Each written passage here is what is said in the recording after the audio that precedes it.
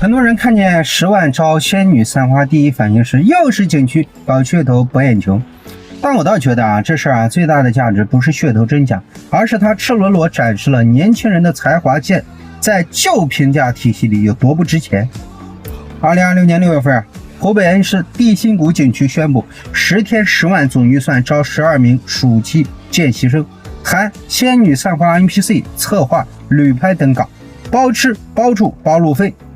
报名接近2000人啊！主流声音嘲笑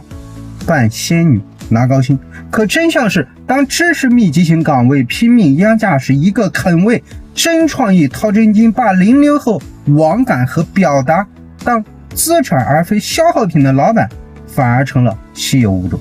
不要急着炒景区营销，我们更该追问，为什么正常激励年轻人物有所值的事儿，反而在今天显得这么反常呢？